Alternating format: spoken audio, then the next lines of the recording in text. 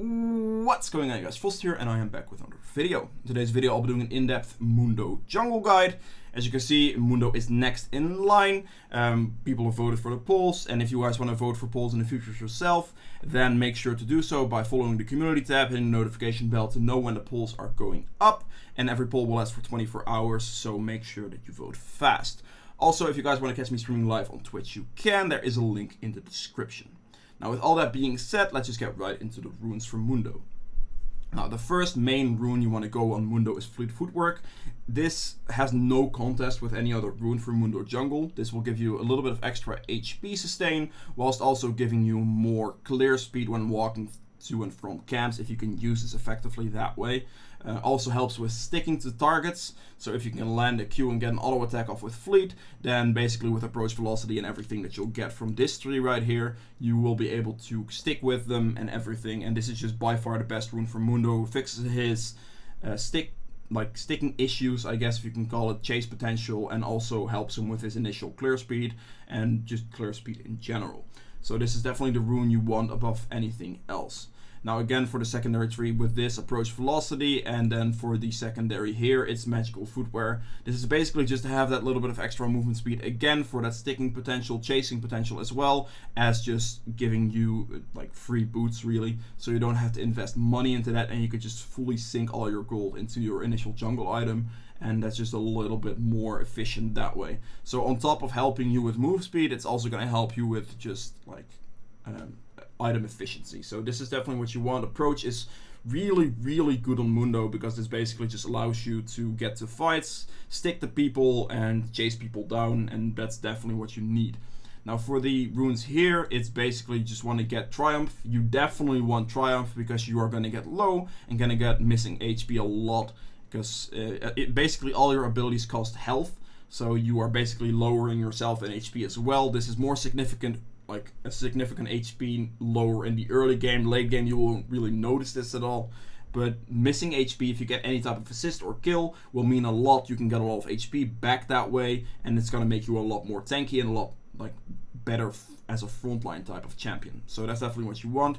Then here you want tenacity. If the enemy team by some miracle doesn't have a lot of CC or any CC at all, you can also still get alacrity for attack speed, which is fine. You can even get Bloodline for lifesteal because of Mundo's base damage and everything. This can be quite significant for the extra healing, but generally like 99% of games, tenacity is just the best one to go for, because there's always going to be people with CC. And combine this tenacity with your W, if you can keep that up in the late game, or just in general, then you're going to just run through all kinds of CC, which is very good, and basically allows you to always go for Ninja Tabai, which is going to make you more tanky. So that's definitely what you want here. And then Last Stand is the option for Mundo. This basically synergizes extremely well with the way your kit works. So you're using HP, so you're getting lower by yourself.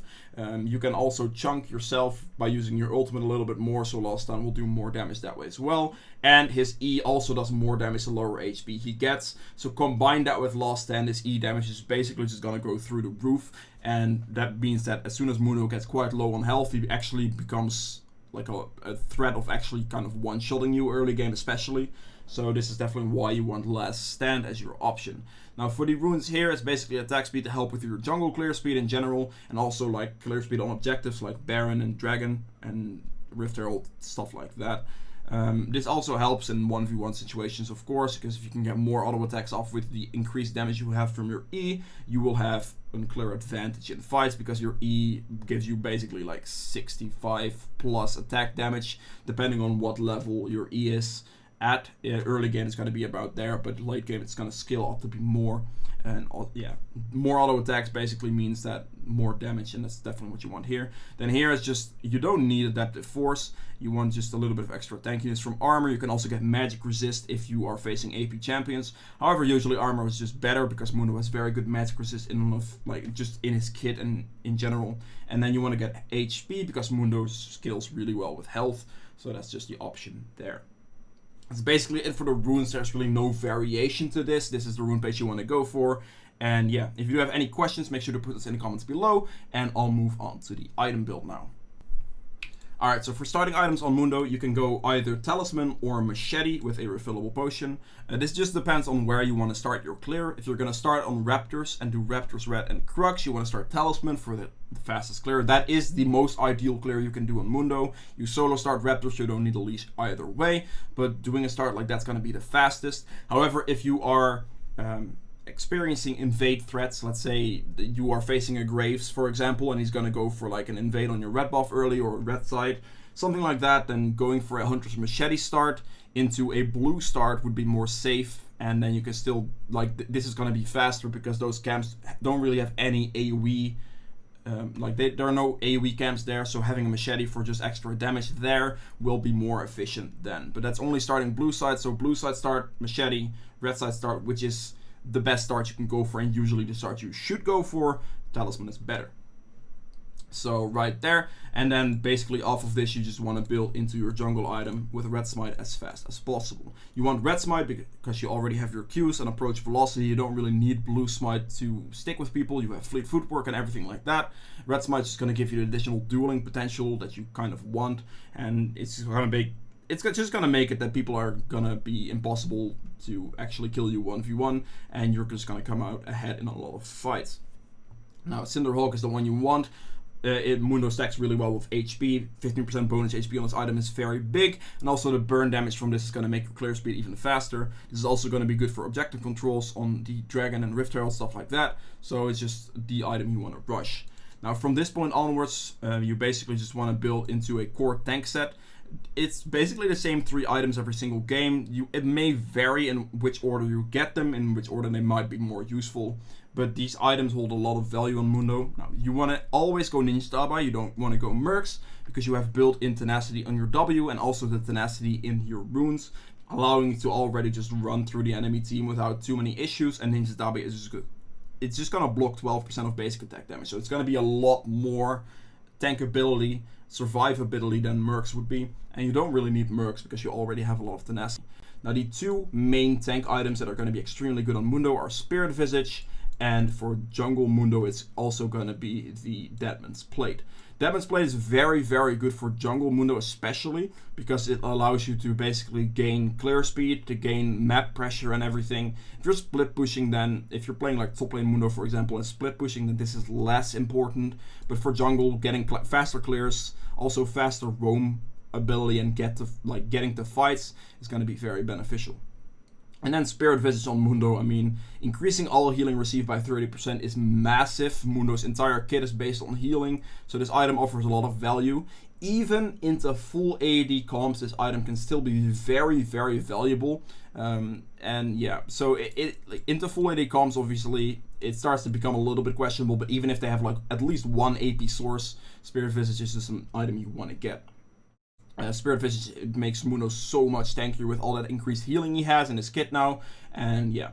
Also, this item set right here basically, like, it gives armor and magic resist whilst also making you extremely tanky. Completing this basically allows you to already run into the enemy team, and yeah, there's no items that are like replaceable here. It's basically just get this unless the enemy team is straight up full armor or full attack damage, so you can go full armor and just skip a Spirit Visage, which would like it is still debatable at that point. That's really what I want to, yeah. Now, moving on from this item, like this is a 4 item core. Now, from this point onwards, you can buy a lot of different stuff. Obviously, getting a Warmox at this point is very valuable. You're easily going to hit the HP threshold, and this is just going to allow you to go in, tank a lot of damage, use your ultimate, use a lot of healing, and then basically go out of the fight as soon as you get low and you don't really have anything anymore. Warmox is going to kick in, heal you back up, and you can just do it again. So that's very, very good item to get for those situations. A Thornmill is very good as well for a healing reduction, as well as just a really good amount of additional armor. So that's an option there. If you want to have a little bit more carry potential yourself, if you're doing well on a game, then Wit's End is a very viable choice as well. Gives you a good amount of extra like damage, as well as just like magic resist in general, move speed, everything. Was below half HP, healed for 30%, 33% of this effect's damage, so you're gonna get a little bit of extra healing as well. And this is increased to 100% for Mundo himself. So this will provide you with extra healing and just extra damage on hit as well. So this allows you to help carry a little bit more effectively if your team isn't really having the damage output of or if you're just solo carrying a game. This is a very valuable item to get. And then situational tank items you can pick up are Adaptive Helm. So you can have like this right here as a 5-item build, and then a situational tank item if you need Adaptive Helm for the additional magic resist against like Casio, Karthus, Zyra, all that type of stuff is a good item. And against a lot of crit you can also go for a Randomance as well. Yeah, basically just against, if you have like two champions on the enemy team that do a lot of crit damage, so like Yasuo, Yone, I don't know, Kate, just any ADC in general, Trendemir, then Randomance becomes very, very good. And yeah, so that's basically the build for Mundo. If you do have any questions on this, make sure to put those in the comments below. I'll do my best to answer those questions for you. And if you've enjoyed this video so far, please make sure to hit the thumbs up button as well. This does help me out quite a lot with the YouTube algorithm. And yeah, let's just get right into the gameplay section now. Alright, welcome to the gameplay section of this guide. The Mundo we're following today is Striker the Best. This is probably the best Mundo player in the world. He's a challenger player, 900 LP EU West, with around a 60% win rate on the champion. And in general, this guy definitely knows how to play this champion in general. Now, for early start on junglers, it is highly advised to use your warding trinket and back for a sweeping trinket early on. I'm not sure if he does it this game, if we can look at it. Ideally, against the Nidalee is going to play very aggressive. And Mundo's start is basically always going to be a solo start on his Raptors, and then clear down, reset after Crux, and then walk here. If Nidalee knows this and plays aggressive into Mundo's top side, then, well, Mundo has no reaction to that. If Nidalee were to start red buff and instantly walk to his top side, he can just take everything for free. So that's something as a Mundo player you should take note of. If you're gonna start solo Raptors, it is advised to just ward the other side of the map, so you know if the enemy were to cheese your camps. Now the only thing is, of course, you won't be able to do a whole lot about it, but at least you'll be able to know when it happens. Now, also, if you're going for ganks or going for invades or anything like that to potentially punish an enemy jungler, then having a sweeping trinket also really, really helps with that. So ideally, he would walk here and just ward over the wall here, reset at about 50-ish seconds, get a sweeping trinket, and then use that sweeping trinket to either play aggressive with, or even to just clear wards in his own jungle if he feels threatened by the Nidalee. And this also gives an information. Now, holding on to this ward right here isn't it, like, if he is very confident that he will be able to clear it, then it's okay, I guess. But it's just a difference between knowing where the enemy jungler is going to be and also being able to gank with a red trinket is very effective. So that's something he should consider doing in the future, because right now he has no information and he doesn't really have any use for his warding trinket for a while, or just have a red trinket in general. Red trinket also allows to do early dragons, which is something Mundo is very good at, so that's something to keep in mind for you guys as well. Now, ideal places to ward is just in the other side of the jungle that you're not starting. Mundo can start both sides. If you're going to start this side right here, this is usually the best side because this gives you the best clear speed. And then you want to start Hunter's Talisman. However, if you want to start blue buff, then it's better to start for the machete and then just still back after 3 camps to make sure that you get the other half of your jungle item to be able to clear your jungle effectively after that. But with all that being said, now the start to Mundo's clear is a solo Raptor start. As you can see, he's raiding right here, depending on where Nidalee starts, which could be either side, but it's most likely going to be red side. He should be fine just avoiding her in general. Early fights, very early on, Nidalee does have an upper hand, especially if she finds Mundo in his jungle early, because Mundo does get quite low until he starts getting some items. But after that, after getting a couple of items or just a little bit of a lead, Mundo will easily be able to clap Nidalee, because Nidalee will not have the damage output to go through Mundo's healing or just HP bar in general. So for skills, you want to start W on this camp right here. If you are starting on the blue buff or something like that, you can go you can go E, which is probably going to give you the most damage. Q is also viable, but E will do more damage in general to that camp. So you can go start E here. And if you're starting an AoE camp, you want to start with your W. E into Q for Gromp will work very effectively. You will kill these camps really, really fast if you're starting this side of the map. And then by that time, with E and Q, you can also clear this and back. And then you will have W for the AoE camps that are coming out. So basically, you will need W for your AoE camps, and if you don't have that, then, well, yeah, this is going to be a very big struggle. One of the small things right there that you see is he uses his W, and then also he kites the camp backwards, which means that the talisman actually gives him extra healing. Like, he could keep up his W right here, and finish his camp off. However, the burn effect from the W here actually kicks procs talisman. Basically, this is talisman. This will give you a lot of extra mana back, or extra HP back as well. Mostly HP. Mana, yeah, just gives you extra HP back. As you can see, he heals for a good amount, just letting these guys die the burn damage from the talisman. And right there, that's a very big trick, because Mundo gets very low, and all the HP that you can like muster and get is very, very important. So just make sure to turn off your W right before the camp dies, and then you should be good. With your E is an auto attack reset, so always if you're starting a camp, you want to make sure that you auto attack first and then press E right after. The lower HP you get, the more damage your E does, so basically it's ideal to stay on low HP, and that's also why you don't see him use his refillable potions like straight away, because he wants to be low HP. He starts popping them now to be able to do this camp. This basically gives him the additional healing he needs to survive this camp. He also still has smite, so smiting the big croc as soon as possible is going to be ideal. But he wants to stay as low as possible for the extra attack damage you gain from your E, which basically increases your jungle clear speed. So as you can see, he's basically staying as low as he possibly can to make sure that he gets the biggest damage increase from his E. Now, as soon as he, like the small one's up, he uses his W to basically kill those so he can get a faster back reset. And that's just the initial way to start this. Now from here on out, you can just clear your top side of the map. You have all three of your abilities, and you have double jungle item in the form of a machete and a talisman. And this is the biggest like power spike, I guess, for his clear speed. Obviously, if you get to your Bami Cinder, then it's gonna go even faster, but this is what you need to be able to like clear your jungle effectively. Both of the jungle items combined will allow you to do that. Now, as you can see, clearing single target camps with Q and E is very, very easy. Just make sure that you just lead off a camp with Q. It will do the most damage. And then auto attack E for the auto attack reset. So right here, he hits level 4, which is good. He is at Scuttle at about the right time. It's Sans 315. He's a little bit late, but that's more than okay. His clear speed picks up anyway in the later stages, so this is fine.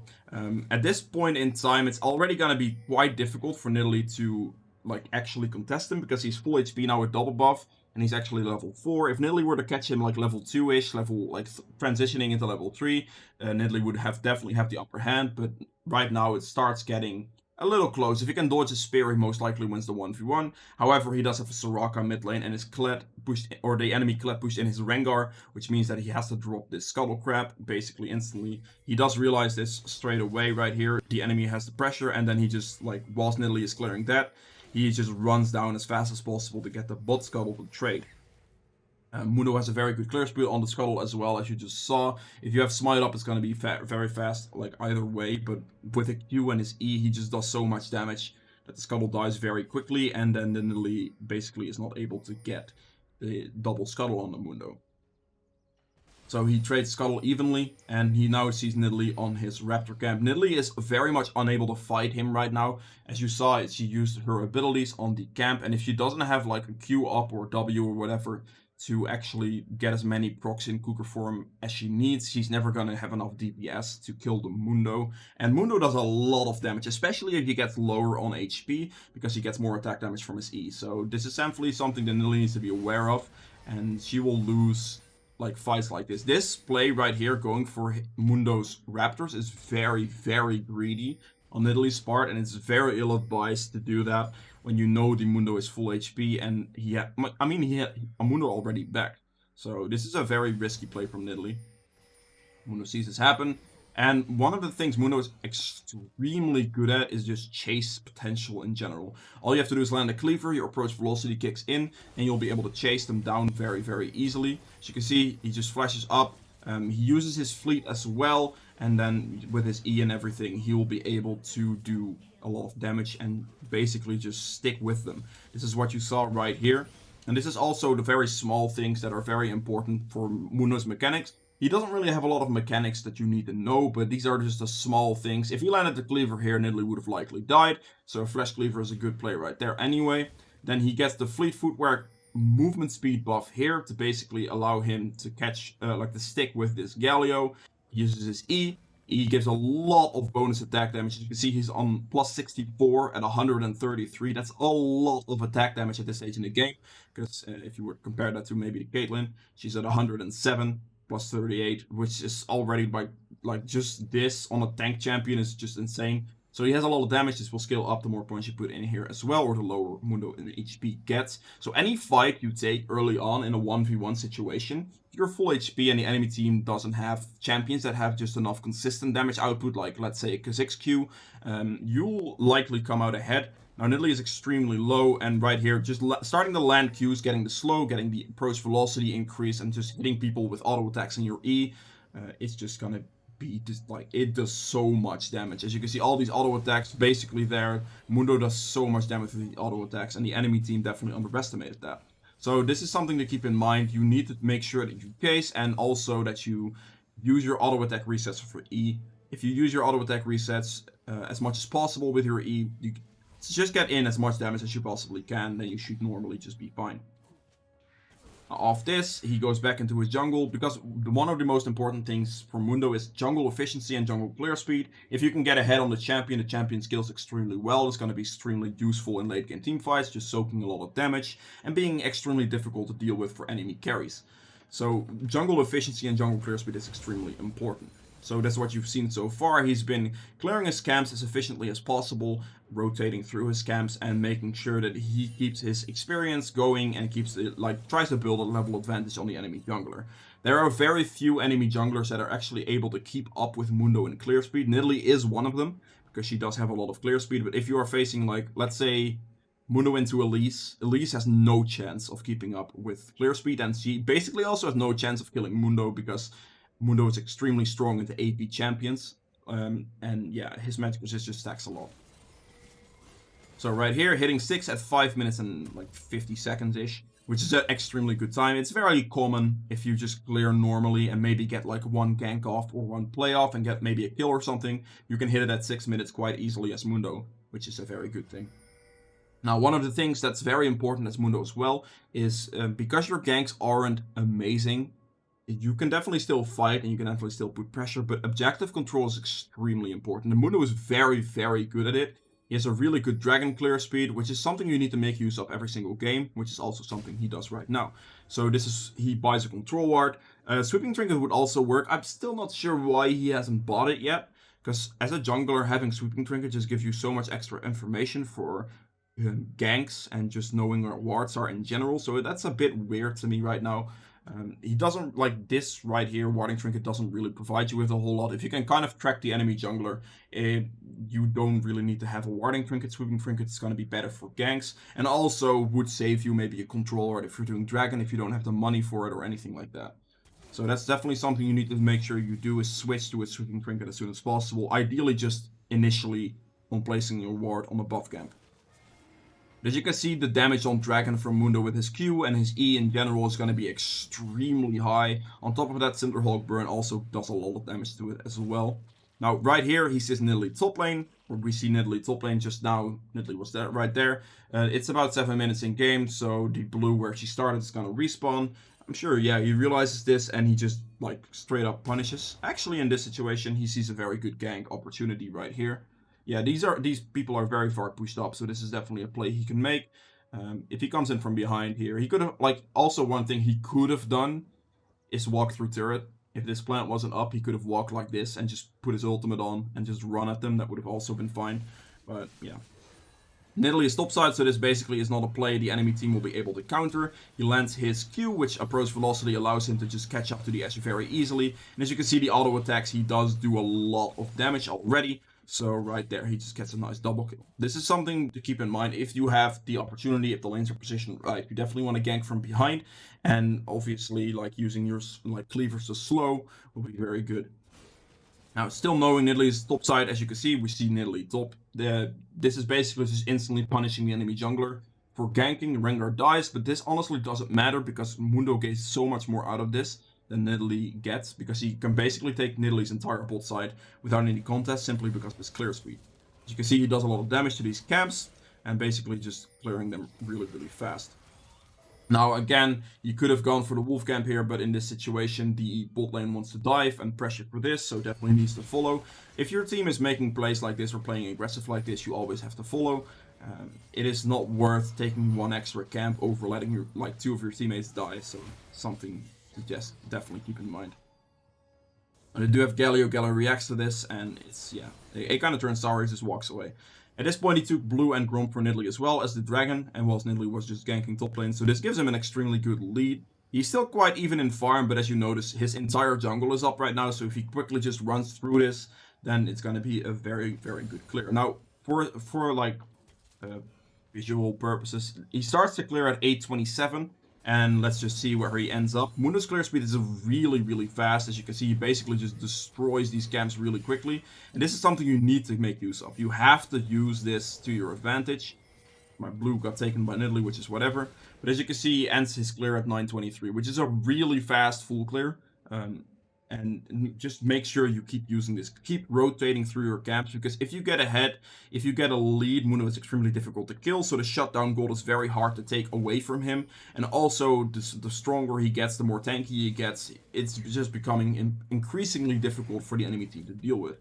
Now, objective control here again, he takes Scuttle, he goes for the Rift Herald. Like this, he does it really fast. I'm pretty sure, yeah, right here, the enemy team would expect this and see this. Now, Nidalee in and of her, like, just by herself would never win this, like, ever. Because if you look at just the damage output and also just him having red smite as well, and red buff, of course. But look at, like, if he gets a little bit lower, his E starts to kick in. His E does a really good chunk of damage right there. And Nidalee basically heals that back with smite, but as you can see, Nidalee dies extremely quickly. However, the Galio and Kled basically instantly react, and his Rengar is stuck under his top turret. So there's not a whole lot he can do here. He just has to use his ultimate and walk away. With his ultimate, he's extremely tanky, so he can definitely still get out. But yeah, the play initially was very good. If he could have gotten this Rift Herald, which would have been a very, very ideal, that would have been like just really good. The enemy team reacted to this properly with 3 people. If Nidalee would have done that by herself, this is basically the stage in the game where Nidalee has absolutely no chance of winning Mundo ever again, because he's just very good and like very magic resist heavy as well as just very tanky, and then he doesn't have the damage output unless he's extremely far ahead, which he is not. So backs right here and bites the magic resist again, yep. And now, as you can see, his jungle camps have respawned, so basically what he's going to do is he's going to rotate through these camps as quickly as possible again. Now, this is a little bit of a difference. The dragon's going to spawn somewhat soon, so he definitely wants to look for some control, for some vision control, instead of taking these 2 camps. Objective control is very, very important to make sure that you provide your team with a lot of value. So overtaking like these 2 camps right here, which could still be up after, he wants to take control over the bot side and look for some like wards or vision, seeing what's up. And right here, as you can see, he places complete bot side vision in setup for this dragon. This is a very important play. Like, dragon control on Mundo is easy. It's really quick to clear, but making sure that you have the vision to do so is also going to be very important. So definitely give up some camps or give up some clear speed for like an objective spawning like dragon. Alright, Soraka gets caught out in mid lane, unfortunately. He was initially looking for dragon, but with that Soraka death, this could be a little bit of an issue. And I think the enemy team actually does take the dragon for that. Yeah, alright, he does die. The Soraka got caught out, which basically turned that into a problematic fight. Soraka was there from the start, or he probably could have rushed the dragon as well instead of going to help Soraka because of his clear speed. But just, yeah, didn't end up going that way. Rengar went bot lane with ultimate, so he just defends top turret. This is something you need to do as well. You can easily wave clear, as you just saw with your W on. With your Cinderhawk burn, you basically just destroy the wave very easily. If you have laners that roam, and you are just clearing or passing by lanes like this, make sure you pick them up. Like, every single bit of farm really helps, and you just scale very well as a tank in general. So yeah, Rengar is basically doing Mundo's job for the roaming, and Mundo is taking over Rengar's situation to make sure that Kled doesn't just pick up a free turret with all the platings. Kled, however, teleports to a bot lane. I believe Mundo was watching the bot lane fight as well, but Rengar basically off of that roam made that play like very worth it for his team. And the moment that fight happens like this, the Mundo will see like the enemy's red spawning. Nidalee in love with, like, just by herself is never going to do enough damage. So if Nidalee were to engage on him right now, then she would just die. So he can literally just do whatever the hell he wants. Red spawning, he takes red buff. The Raptors are up, he takes Raptors. And I mean, essentially Nidalee is not going to be able to do anything at this point. The positioning for fights is very important as well. You want to make sure that the moment, like, you pop your ultimate early to get as much out of the healing as possible. Also, if you pop it when you're lower on HP, it takes a chunk of your HP bar away, which makes it easier for the enemy team to execute you. Especially like a Nidalee Q, for example, it does more damage the lower HP you get. So it's essential that you pop your ultimate quite early on, which you'll see him do right here. It pops it like half HP, which is already, you saw him drop very low off of using that. So if he would have used it a little bit later and they would have done a little bit more damage, you could have just gotten insta-kill there. So it's basically try to use your ultimate on higher health, so you can use the healing more effectively throughout the fights. He's not just walking up because there's nothing to really be doing with that, and he's just staying back at this point. He isn't super tanky yet. It basically starts kicking in second rank of his ultimate, and then once his first main item will be completed, he'll be able to frontline a lot more effectively. Right, so here, basically throwing the cleavers to slow people to try to get an engaged approach velocity to get closer, and yeah. Now, as soon as you get the position on the enemy jungler, want to make sure that you check his camps and see what's up or what's not up, really, and just try to take as much as possible.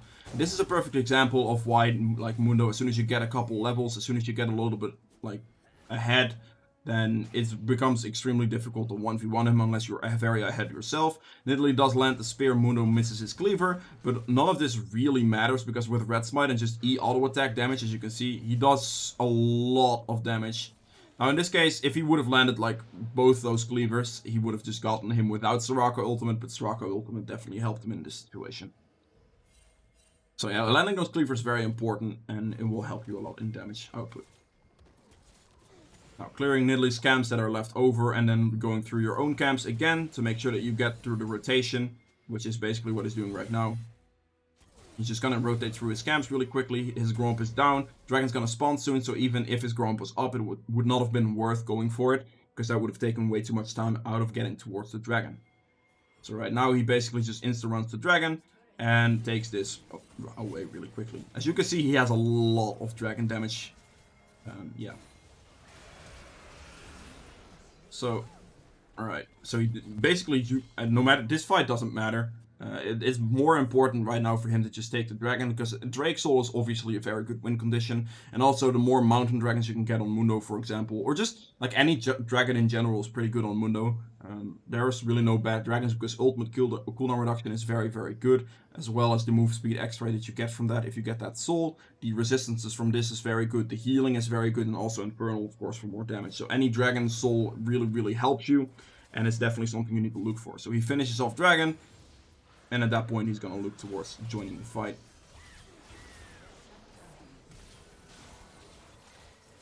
Right, so as you see as well, he's not using his ultimate straight away because he doesn't need to use it yet. He gets a little bit lower towards the half HP, a little bit above half HP. That's the point where you want to use your ultimate. If you use it later, then you get the risk of getting executed by the enemy team by just getting a lot of damage onto you at the same time.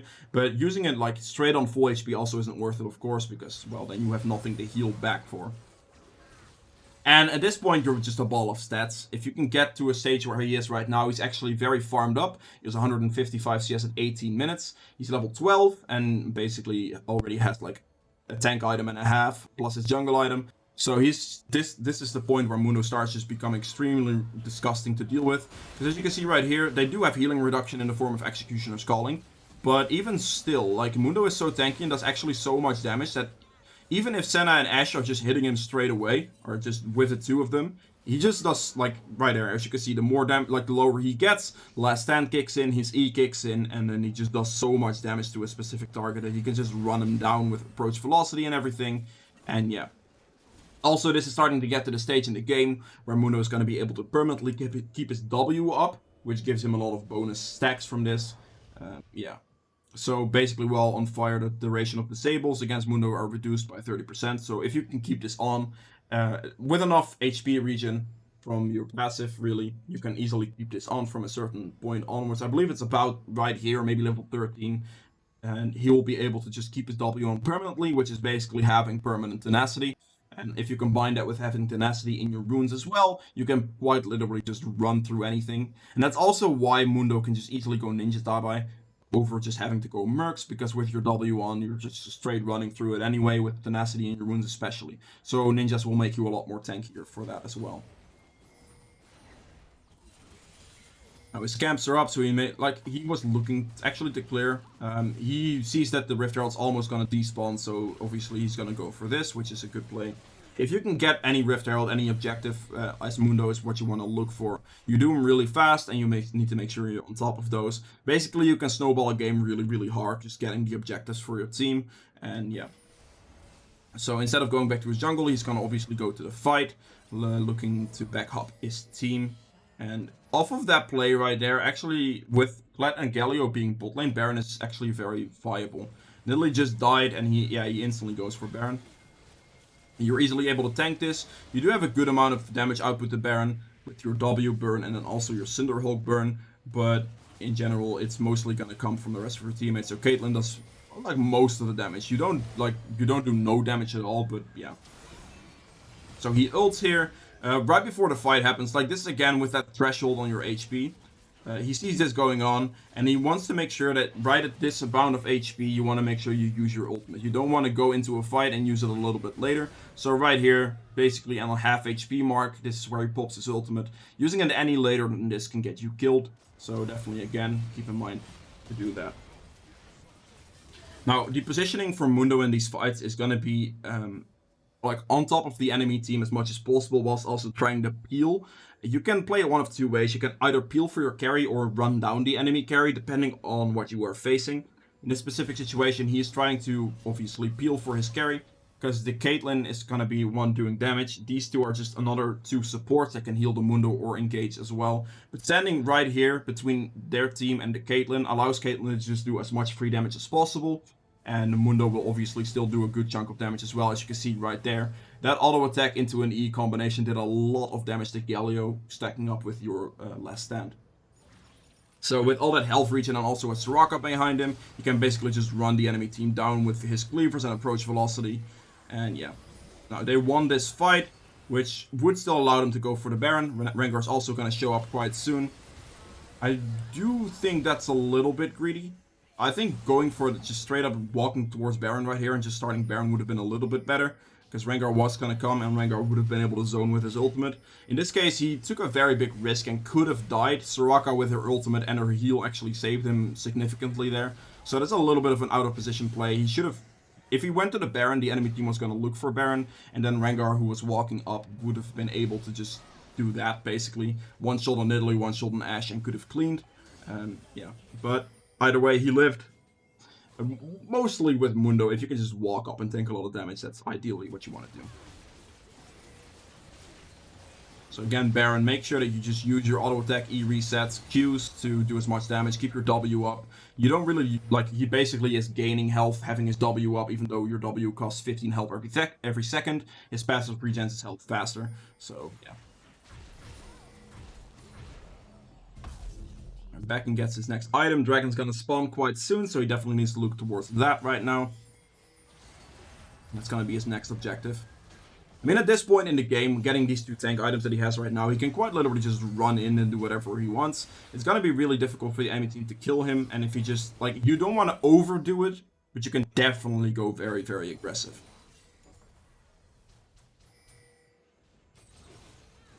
He does still have Rift Herald, so he could use this. However, Klet's pushing out top lane, so basically the Klet's gonna get a free inhibitor. I don't know why Caitlyn is mid lane. She should definitely be grouping with the team. He probably also should have just used his Rift Herald right now to basically instantly push down this turret. If he used it like right here early on, the enemy team would not have been able to fight here, and he would have just basically instantly deleted this turret, and off that he could go for the dragon, and he could also force the extra bound for this turret. Keeping a hold of the Rift Herald right here doesn't really do anything for him. He's just basically soaking a lot of damage, and this turret's kind of a problem because this turret basically allows the enemy team to have some sort of safety net, and his team is not going to be able to chase them down as effectively.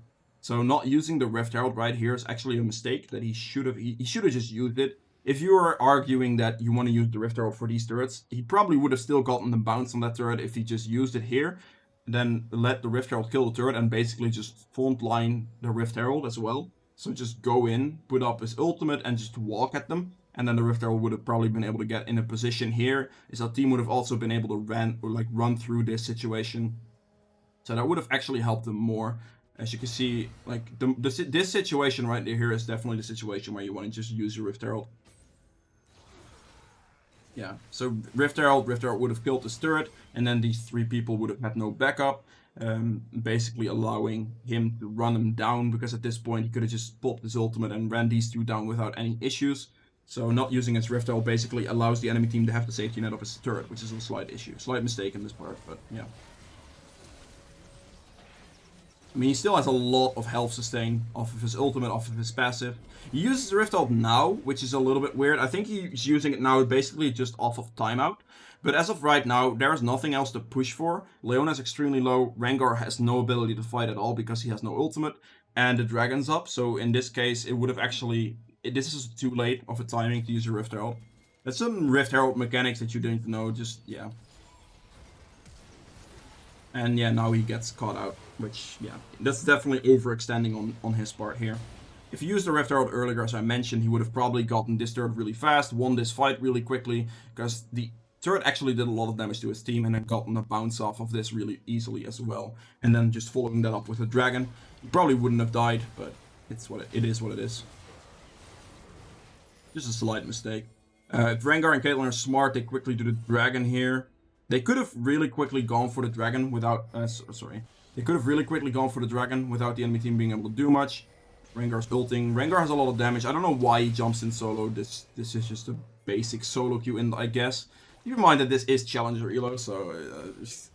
some stuff you see here is a little bit questionable still. But yeah, they just get a dragon off of basically the entire mistake around bot side. But this is one of the things that is just, at this stage in the game, when you're playing Mundo, you can quite literally just run people down really effectively. Because as you see, that spear did nothing to Mundo. He can keep his W up, he can keep the tenacity going, and if he just lands one Q, that basically chains into landing the rest as well, because of approach velocity, and you just run him down. He doesn't want to go overly aggressive, because Rengar was still dead, Soraka was not able to fight, and going aggressive there could have cost him a lot. So back to clearing some of his camps. Like, it's definitely still important to keep your camp clear up whenever you have downtime, but it's not as important as keeping those rotations up throughout the early game, of course. So Rengar jumps in, jumps very forward. Of that, it's quite literally just following this up. It's very important for Mundo's positioning, if you're playing Mundo, to try to stay on top of the enemy as much as possible, unless you have to peel for a carry. In this case, that's not the case. He's chasing, so trying to land as many Qs as possible, using approach to catch up, and then also just getting in range. Because right here, he just takes turret aggro, pops his ultimate with his W on, and also the tenacity in his runes. He can quite literally just like walk through Asher Arrow, basically walk through any CC, and frontlining and taking as much damage for his team as he possibly can. And off of a play like that, they can basically just end the game, I think. So yeah, that's basically how you play Mundo. It's very much dependent on clear efficiency early game, and making sure that you do that as efficiently as possible to try to get yourself to a even/ahead stage. If you can get to that point, level 11 on Mundo, you're going to be extremely strong and extremely difficult to kill. Objective control is a very important thing to keep in mind. You do it really fast. You definitely need to make sure that you are on top of that as well. Also, getting a red trinket would have helped him a lot more. He has a very low vision score, and he didn't really have a very big use of this warding trinket. He kept applying control wards, which I mean, never buying controller is never bad, but I would definitely say that getting a red trinket would have helped him a lot more playing aggressive and counter jungling and also going for objectives. So that's the only thing really here. And yeah, hope you guys have enjoyed this video. If you did, make sure to hit the thumbs up button below. This does help me out quite a bit. If you're going to want to see more videos from me in the future, make sure to hit the subscribe button as well. And yeah, see you guys in the next video. Bye.